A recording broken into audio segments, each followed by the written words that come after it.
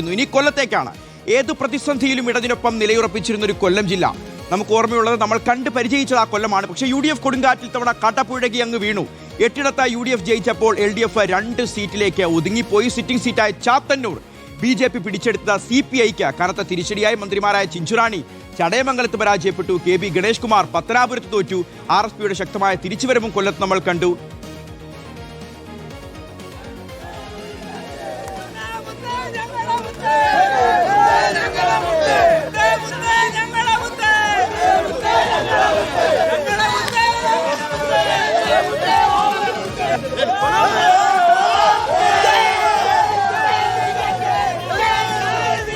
AV ജയശങ്കറിനോട് കൂടുതൽ വിവരങ്ങൾ ചോദിക്കാം. ജയശങ്കർ, 2 മന്ത്രിമാരുടെ പരാജയം കണ്ടു, RSPയുടെ ഒരു വൻ തിരിച്ചുവരവ് കണ്ടു. ഇപ്പോൾ ധനമന്ത്രി ബാലഗോപാൽ ആണെങ്കിൽ പോലും കഷ്ടിച്ചാണ് വിജയിച്ച് കയറിയത്.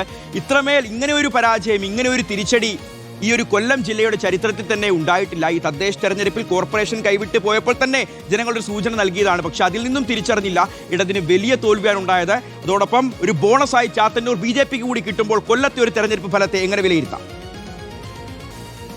തെരഞ്ഞെടുപ്പ് ഫലം വരുമ്പോൾ കൊല്ലം എന്ന ചെങ്കോട്ടയിൽ UDFന്റെ തേരോട്ടമാണ് ആകെ മൊത്തത്തിൽ നടന്നത്. 11 സീറ്റുകളിൽ 8 UDFും കോൺഗ്രസും ആധിപത്യം ഉറപ്പിച്ചു. അവിടെ ജയിച്ചു കയറിയത് UDFന്റെ ജനപ്രതിനിധികളാണ്.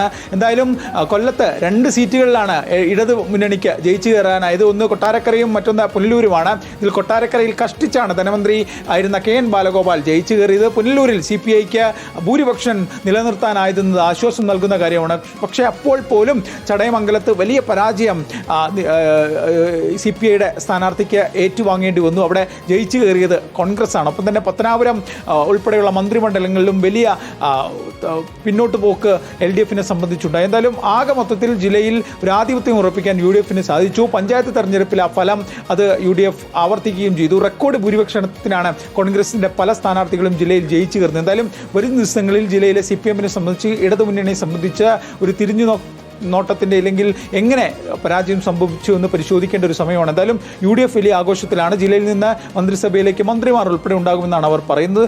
ഒപ്പം ജില്ലയിൽ എടുത്തു പറയേണ്ട ഒരു കാര്യം BJPയുടെ മുന്നേറ്റമാണ്. ചാത്തന്നൂർ മണ്ഡലം CPIയിൽ നിന്ന് BJP പിടിച്ചെടുത്തു. കഴിഞ്ഞ കുറേ വർഷങ്ങളായുള്ള അവരുടെ പരിശ്രമമാണ് നിയമത്തിന് മുമ്പ് ചാത്തന്നൂർ പിടിച്ചെടുക്കാൻ അവരെ സഹായിച്ചത്. എന്തായാലും വാശിയേറിയ പോരാട്ടത്തിൽ ജില്ലയിൽ ആധിപത്യം UDFനാണ്.